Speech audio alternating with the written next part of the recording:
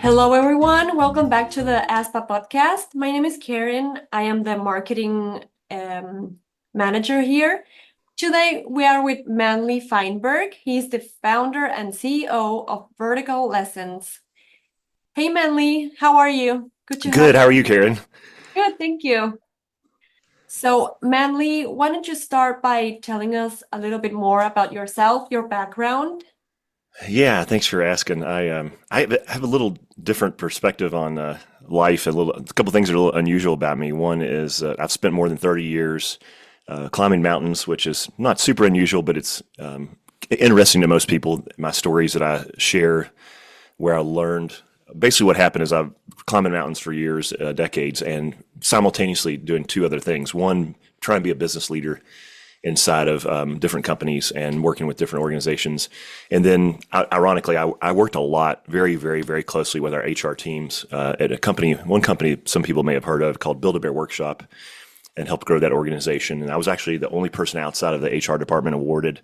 There was 5 awards a year given out. They're like the Teddy Award, the Build-A-Bear Teddy Award, and I was one of the recipients for their. It usually goes to someone in HR, but I created an HR system for them, or not created, but implemented one.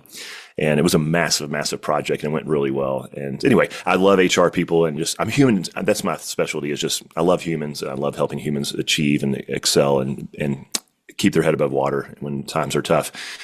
So simultaneously, I would, as I said, climbing mountains and building businesses, building teams and people to run businesses and grow them. And I've also been married for more than 30 years. Same woman's been putting up with me, encouraged me to climb mountains and sleep on the side of them for 30 years. We have 2 kids, just graduated from college. Yeah,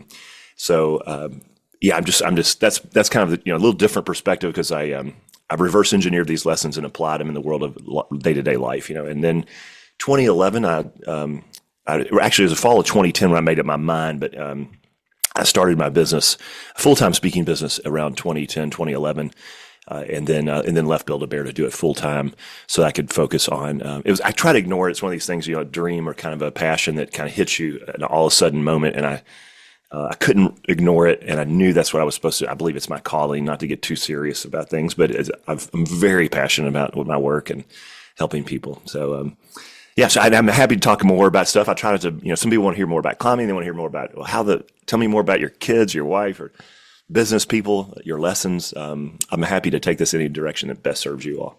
Sure, sounds good. So, Manley, you're going to be one of the 3 keynote speakers at the conference. Can you tell us a little bit more about what's your session about? What subjects you're going to cover? Yeah. My session, I promise, it's going to be a little different, perhaps, than other keynotes you've seen, in that it is going to be entertaining and engaging. I'm going to share stories about climbing. In 2022, I climbed El Capitan in Yosemite, California, with my son, who was 22 at the time. And halfway up the climb, on the 4th day, the 4th night, we're climbing, sleeping on the side of the sheer wall, 1,000 feet up. And our partner, who is a legendary climber named Steve Schneider, who was with us on the climb, nearly died in my arms. And we had this really unbelievably intense and riveting moment where he's dying, and there's no way to really get a rescue, and there wasn't enough time. And it taught me something really powerful about people and in general, and it's about commitment is the bottom line message of the keynote. There's something I discovered in this moment on the mountain that I had. I'll share with the audience. Kind of the moment of literally the guy's going to die in my arms, or I'm going to save his life. I thought I was committed to saving his life in the moment, but I realized during that process that I was not fully committed. But once I became fully committed, it changed everything, of course. But I had a realization that if you'd asked me in the middle of this situation, are you 100% committed to saving this person's life? I would have said absolutely. There's no doubt. But I wasn't really 100%. I was 99% in. And there was this part of me that didn't want to have the man die in my arms, that I didn't believe I could do it. I wanted somebody to bail me out. And so I really wasn't fully committed to the moment. And it kept me from, he continued to basically start to pass away in that moment because of my lack of commitment. What I realized is the difference between 99% commitment and 100% commitment is not 1%. And the feeling in life, I'm sure anyone listening to this, knows, there are times in your life, maybe you come out of college or you're fresh in your career, or whatever happens, you have a meaningful interaction with a student, or you see a student or a leader in the school that you've nurtured and coached rise up and win an award for teaching, or maybe rise into administration and do that, or whatever path they take. It's one of those moments when you are fully committed, and maybe you were at one time to your job. But what I'm going to try to really do is two things in the keynote. One is to kind of rattle everyone's cage in a kind and loving way, but in a serious way, to ask you, what do you need to exponentially commit to? Because the difference between a 99% commitment and 100% commitment, it's not 1%, it's exponential. And the feeling when you say, I'm all in, no matter what, I'm going to make this happen this year, this school, this semester, this is not happening on my watch, or this is going to happen, and this is how we're going to do it. I'm absolutely 100% committed. That level of impact when you're fully in and you're almost all the way in is dramatic. And so there's partly like to say, a soul rattling cage, kind of like something to shake people to their core, kind of truth that I want to reveal in the conversation. But I also want to give people practical tools so they know what to do when they walk out of the conference or at the conference. And that's going to be focused on primarily two things. One is focus and momentum. I feel like in today's world, especially for, I do a lot of work in education. And I did a lot of work before the pandemic in education, and it was already extraordinarily challenging. And it's one that I don't think there's a single industry. I work at every industry under the sun, literally. Education, I think, more than any other industry, and I hate to use the word industry, it doesn't seem appropriate, but other than any other category, or whatever you want to call that. But educators are putting up with more crap. Let me just be really blunt. It's ridiculous. Like the amount of politics and all this other weird stuff that's come into play in a world that was already challenging. You already had to put up with parents. You already had to put up with, difficult staff members, right? And get them to show up. And then now we have all this other politics and stuff thrown in there. It's just, I have this great, great deep an endless well of empathy and sympathy for my education professionals, whether they're on the front lines teaching, or they're driving a school bus, or cooking meals in the cafeteria. They're the principal, the superintendent, coach, academic professional, specialist, whatever. Everybody's getting it's unbelievable. So helping you focus in that moment is going to be something that I'm going to give you a practical tool. And then there's also around building momentum behind that effort, right? It's one thing to get focused, come to the conference, get away from your desk. Okay, what are some fresh ways I can approach all these challenges? What are other people in the See, that's the thing is, maybe you're on the fence right now, you're listening, maybe you're one of the people who's already signed up. It sounds like it's going to be the most attendees you've ever had, which is amazing. But there are people who figured this out in the room. And that's the point of coming together, right? Like we don't have to reinvent the wheel every time. And especially you bring a whole nation of professionals together like this. It's so powerful. So building momentum is a key too. Like you're going to come out of the conference. I promise you, if you come to this conference, you're going to have some ideas that will improve what you do and how you impact the children that you ultimately help educate by being a leader in your school and getting the right people in the right spots.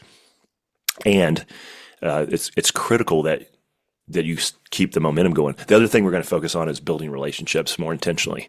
And it'll give people a really practical and meaningful way to focus on it, and a fresh way to think about relationships and the trust that's implicit and required to have a really powerful team and school, school system for that matter. And this could help you with parent relationships, administrative relationships, school board, maybe.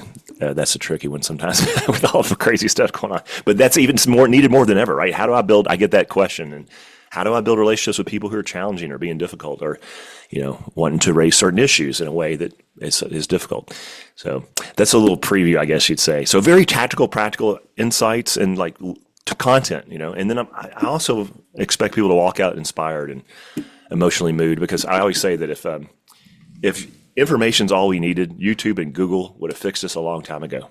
So it's out. You've all been to. This is not your first education event you've been to, and you've got multiple degrees probably, or at least one or two. It's like, I don't know. We've heard it before, right? So we do need an emotional instigation and in an authentic way. So that's one thing I want to do too, is help stir people's hearts and remind them of why they're doing what they're doing, and so they can exponentially commit to their work. Sounds good.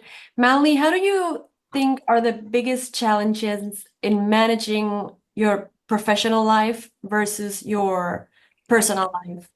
Do you have any advice for people trying to do this?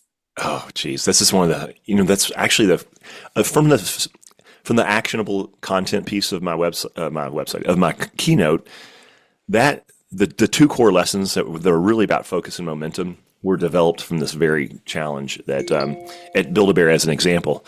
I've seen this at most companies I worked for, but it was extremely intense there. Very, very, we're all committed to the work. In this case, happened to also have children in common and enriching children's lives, which is something we were very passionate about.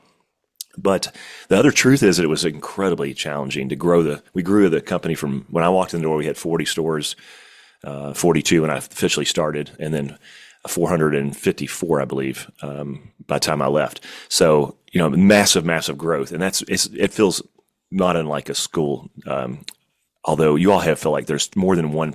In Build-A-Bear, we had peak season at Christmas, but school, you got kickoff for the year. And then at the end, there's all these different patterns I've noticed from working with educators where there's natural crazy periods and then periods where people become, kind of burned out naturally in the spring, as an example, and then other areas where they lose momentum. So anyway, I mean, what I was going to say is that the main thing, I've never seen that so intense, any more intense than in education. And I think that's back to the commitment conversation. I think that one of the challenges is so I see this in healthcare too, actually, when there's so much empathy required for the job. Just to be an effective professional in that position, you have to be empathetic and be an emotionally intelligent leader. And there's so much need for that it still can wear you out. Even the saint of saints, who is the nurse on the front lines, or the doctor, or the educator, or the leader, the HR leader in this case, or the principal, whoever, the people that you're trying to lead and support, you, the listeners, it's endless. And that load on that person from the empathy and what's expected can be exhausting.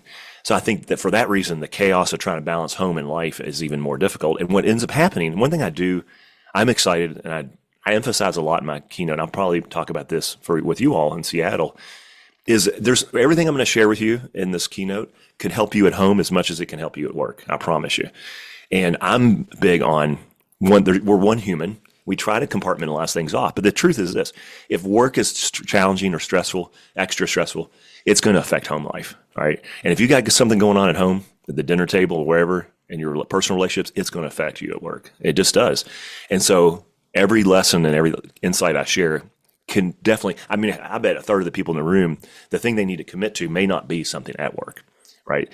I have people come up in confidence after the keynote and spend time with me and just share really intense things sometimes about a relationship with a loved one, a parent, a child, a cousin, brother, sister, wife, husband, that's under, in jeopardy and they need to recommit to.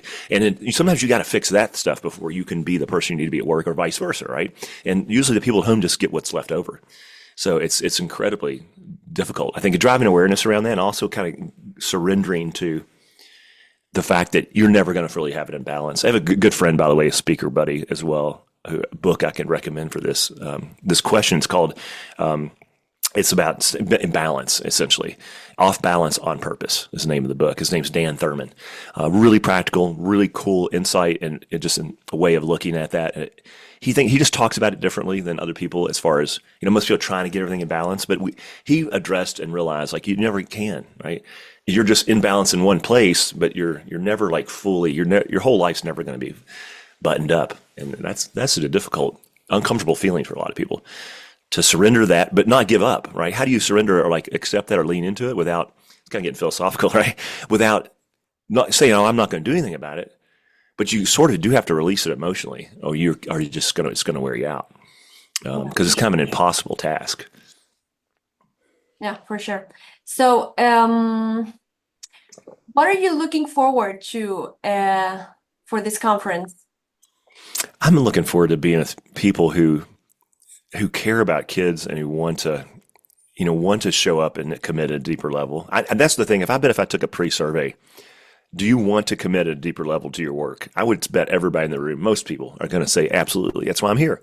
Right? That's why I came to the conference.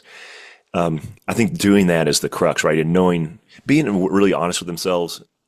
I hope to move people's hearts. That's really, and the biggest thing I want is that I run into, maybe you'll have me back for another keynote or something down the road, or someone emails me or texts me and says, life's a little better than when we met in Seattle. And something you shared on that stage, helped me with a personal relationship or professional relationship or anything. Just any little, that's what I look forward to most. And especially being around educators. I've never been to a part of an education meeting or annual meeting or a conference where I wasn't absolutely delighted by the humans in the room and their dedication to serving education in this case. So it's something I'm extremely passionate about. So I just can't wait to be with you all. It's a short way to say it. I'm super excited. Well, we are excited to have you too, Manley. Do you have any social media you can give our listeners so they can follow you, get to know each other? I mean, Yeah, get to know good. you a little bit more Good before following question. you? I'm a notoriously poor at source social media. I post a few times a year, but Oh, you're welcome really? to. But follow me. I mean, I'm actually. So I've said that, and here's a public announcement that just hold me accountable. I'm restarting a basic newsletter and social media effort this month, actually in September. So, anyway, the short version is you will probably be disappointed if you. I do have a lot of cool photos on Facebook and previous posts that I think would be helpful for people. Vertical lessons.